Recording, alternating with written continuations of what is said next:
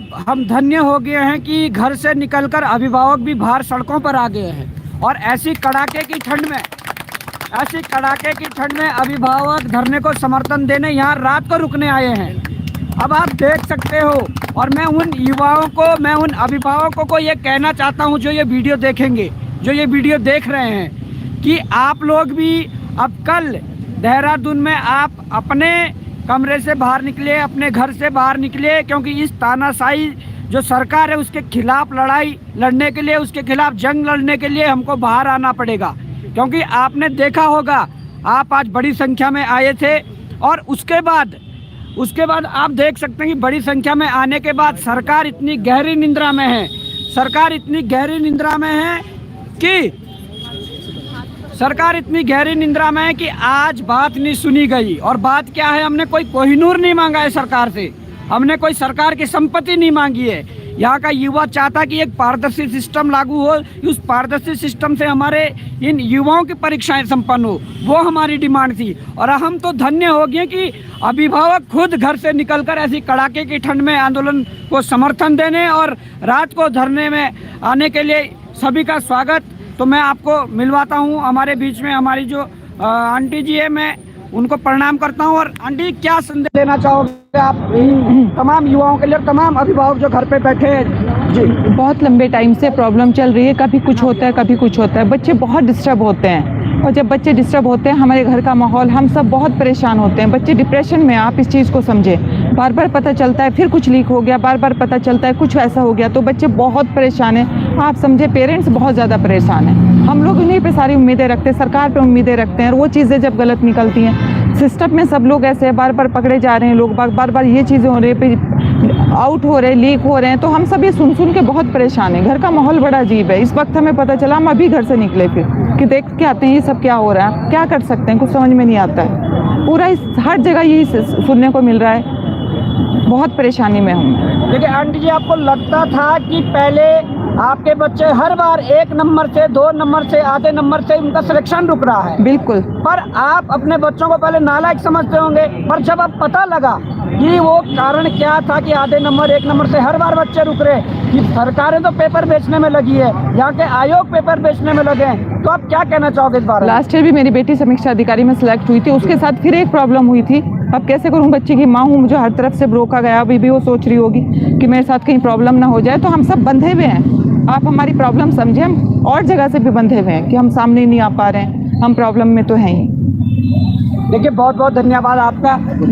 और भी अभिभावक आए हैं, तो मैं उनसे भी आपको रूबरू करवाऊंगा। और उनका जो समर्थन है वो आप देख सकते हैं कि किस प्रकार से हमें मिला हुआ है। और रात को भी ऐसी कड़ाके की ठंड में यहाँ पर बैठने का मतलब है कि इस आंदोलन को आगे बढ़ाना पड़ेगा, इस आंदोलन को अंजाम तक पहुंचाना होगा। और इस आंदोलन को आगे बढ़ा सकते तो यहाँ के युवा बढ़ा सकते हैं, इस आंदोलन को अंजाम तक पहुंचा सकते तो यहाँ के युवा पहुंचा सकते हैं। हमारे साथ द्विवेदी अंकल जी है, जिनका समर्थन लगातार हमें मिलता आ रहा है। तो मैं कहना चाहूँगा कि अंकल जी, आप क्या मैसेज देना चाहोगे घर पे बैठे उन युवाओं के लिए, घर पे बैठे अभिभावकों के लिए, कि किस प्रकार से इस आंदोलन को आगे बढ़ाया जाना चाहिए, किस प्रकार ये लड़ाई लड़ी जानी चाहिए? सबसे पहले मैं अभ्यर्थियों के लिए एक बात कहना चाहूँगा कि आपके अभिभावक भी आप पर विश्वास करते थे कि आप मेहनत कर रहे हैं और अच्छी तरह से परफॉर्म करेंगे। आज वो दिन आ चुका है जब शायद आप भी अपने अभिभावकों से डांट खा रहे होंगे, क्योंकि आपका सिलेक्शन नहीं हो रहा होगा और आप संकोच मन में रखते हुए ये ज़रूर कह रहे होंगे कि मैंने तो ठीक किया था, लेकिन न जाने क्या कुछ हो गया।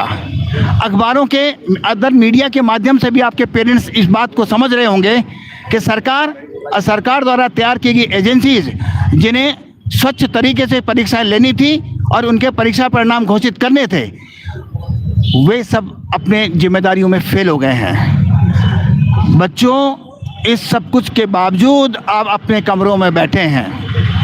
मैं तो व्यक्तिगत तौर पे कह रहा हूँ, इतनी उम्र मेरी हो चुकी है, मैं गार्जियन के नाते अपने बेटे के पक्ष में, अपने बेटे जैसे आप जैसों के पक्ष में इस धरना स्थल पर हूँ।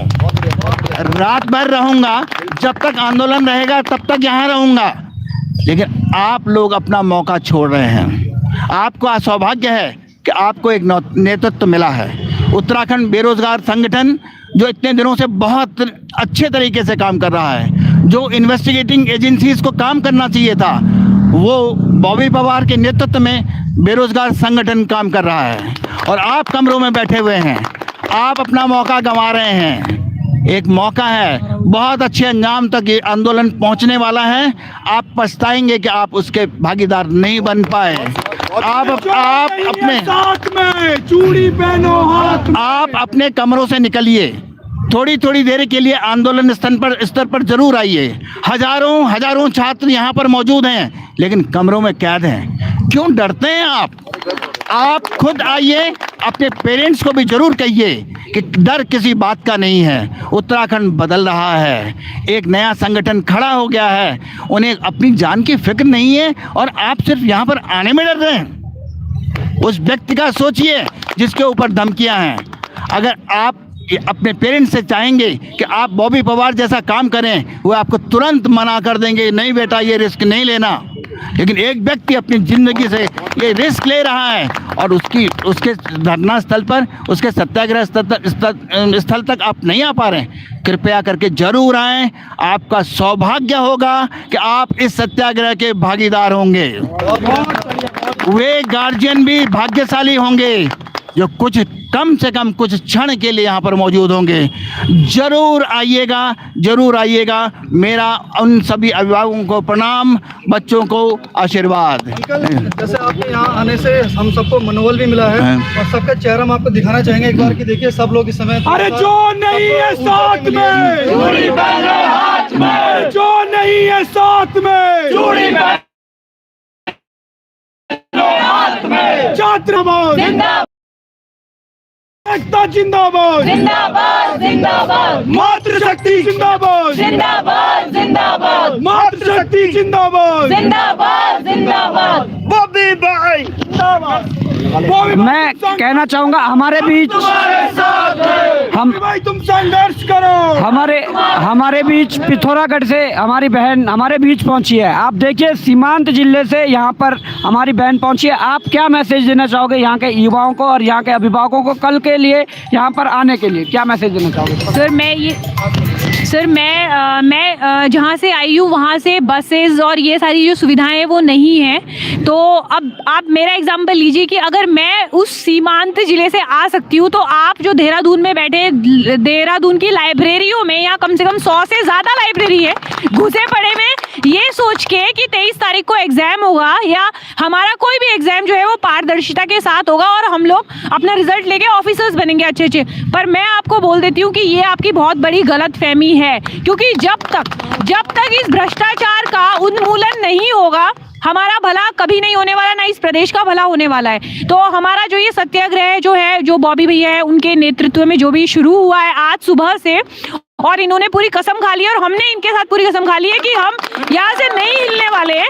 तो मैं जितने भी बच्चे हैं, उनके जितने भी अभिभावक हैं यहाँ पर हमारे साथ हैं, आंटी अंकल जी, उनको देख के हमारा इतना प्रोत्साहन हो रहा है, हम इतने खुश हो रहे हैं कि हमारे साथ सरकार नहीं है, हमारे साथ आयोग नहीं है, हमारे साथ कोई नहीं है, लेकिन ये सब लोग हैं हमारे साथ। तो प्लीज़ कल भारी से भारी संख्या में मैं सभी से हाथ जोड़ के रिक्वेस्ट करती हूँ कि प्लीज़ आप लोग यहाँ पर आए और ये जो भी सत्याग्रह है इसको सफल बनाने का प्रयास करें, क्योंकि एकता में ही बल है। जब हम लोग साथ में होंगे तभी सरकार के ऊपर, आयोग के ऊपर, सभी लोगों के ऊपर प्रेशर बनेगा। और ये जो लड़ाई है अब ये सिर्फ कुछ परीक्षाओं की नहीं रह गई है, ये सिर्फ ये भ्रष्टाचार की रह गई है और भ्रष्टाचार को जड़ से हमें उखाड़ना है और किसी भी तरीके से, क्योंकि अभी अगर हम झुक गए तो हम कभी नहीं उठ पाएंगे।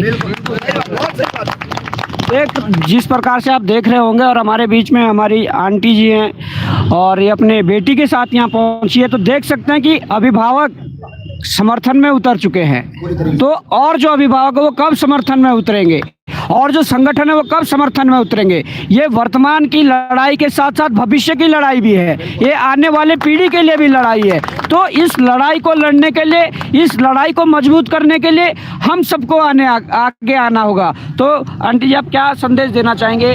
आप कल के लिए यहाँ छात्रों को बुलाने के लिए। मैं सभी अभिभावकों और छात्रों को कहना चाहती हूँ कि आप सभी यहाँ पर आएँ और हम सबका मनोबल बढ़ाएं और सरकार से भी मैं कहना चाहती हूँ कि हम अभिभावक अपने बच्चों के साथ हैं और उनके साथ अन्याय नहीं होने देंगे। हम आखिरी दम तक इनके साथ हैं। अभिभावकों से आप कुछ अपील करना चाहेंगे जो इस समय देख रहे होंगे आपको, जो मैं तो क्या बोलना चाहेंगे? पहले भी अभिभावकों को पहले भी अपील कर चुकी हूँ और आज भी कहना चाहती हूँ कि आप अपने घरों से उठकर बिल्कुल अपने बच्चों के सपोर्ट में आ जाइए धरना स्थल पर और उनके साथ में रहिए और उनकी परेशानियों को समझिए और सरकार तक पहुँचाएँ।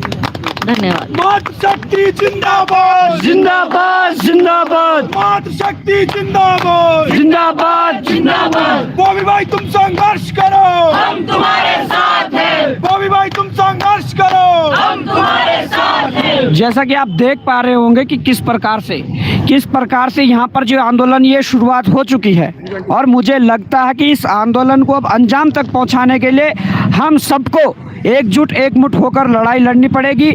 और मैं कहना चाहूँगा कि ये कोई शौक नहीं है, ये कोई फैशन नहीं है कि ऐसी कड़ाके की ठंड में ऐसे ऊपर से ओस गिर रही है, पाला गिर रहा है और यहाँ खुले आसमान के नीचे ये तमाम चेहरे बैठे हुए हैं। इन अभिभावकों के साथ आप कैमरा घुमाइए, देख लीजिए तमाम चेहरे यहाँ पर खड़े हैं। इन चेहरों की मुस्कुराहटें गायब हो चुकी है। ये वो मासूम चेहरे हैं जो दिन रात कोचिंग और लाइब्रेरियों में बैठे थे, परंतु इनके पेपर बेचे गए, इनके भविष्य को बेचा गया। तो मैं ये कहना चाहूँगा कि इस लड़ाई को अंजाम तक पहुंचाने के लिए हम सबको एकमुठ होकर लड़ना पड़ेगा। इस सोई हुई सरकार से, इस बहरी सरकार से, इस अंधी सरकार से, जिसे ये नहीं दिखाई दे रहा कि यहाँ पर खुले आसमान के नीचे यहाँ का युवा संघर्ष कर रहा है। वो युवा संघर्ष कर रहा है जिस युवा की बदौलत आप आज सत्ता में हो। तो मैं ये कहना चाहूँगा, मैं ये संदेश आप सबको देना चाहूँगा, जितने भी अभी इस वीडियो को देख पा रहे हैं और जितने हमारे यूट्यूबर भाई हैं, जितने हमारे सोशल मीडिया में एक्टिविस्ट हैं, उन सबको मैं ये कहना चाहूँगा कि इस वीडियो को डाउनलोड करके आप अपने चैनलों में डालिए और तमाम लोगों तक पहुँचाइए और तमाम लोगों को ये कहिए कि आप कल गांधी पार्क पहुँचिए और गांधी पार्क में कल बड़ा जनसैलाब इकट्ठा करना है। गांधी पार्क के बाहर अगर ज़रूरत पड़ी, अगर सरकार नहीं झुकी तो सरकार को झुकाने के लिए तमाम वो प्रकार के हम जो आंदोलन करेंगे उसके लिए तैयार रहिए। तो मैं यही कहना चाहूँगा और बाकी जो मैं 2-4 मिनट का जो आपको शॉर्ट में जो वीडियो बना के थोड़ी देर में भेजूंगा कि कल की क्या रणनीति है, वैसे कल के लिए आप सभी तैयार रहिए क्योंकि यहाँ पर हम बड़ा आंदोलन करेंगे। हमारे साथ हमारे राम कंडवाल जी कोटद्वार से पहुँचे हैं, अतुल नेगी जी आप डाकपत्थर से पहुँचे हैं, पीछे आप देखिए तो हमारे मसूरी से हमारे नितिन भाई पहुँचे हैं, पूर्व अध्यक्ष रह चुके हैं छात्र संघ के। तमाम युवा आप देख सकते हैं कि पीसीएस के वो स्टूडेंट जो मेंस लिखने वाले हैं, जो कई बार इंटरव्यू तक गए हैं, वो यहाँ पर बैठे हुए हैं। वो ऐसे संघर्ष कर रहे हैं कि देखो जैसे किस लिए वो संघर्ष, इसलिए कि वर्तमान में अपने हक के साथ साथ भविष्य में अपने अधिकारों को, आने वाले पीढ़ी के अधिकारों को बचा सके। तो मैं ये कहना चाहूँगा कि आप कल के लिए तैयार रहिए क्योंकि लड़ाई लड़नी है, लड़ाई को अंजाम तक पहुँचाना है और ये तानाशाही सरकार, इसे झुकाकर इस लड़ाई को जीतना है। तो साथियों अभी के लिए इतना ही। जय हिंद, जय भारत, जय उत्तराखंड। बॉबी भाई संघर्ष करो, हम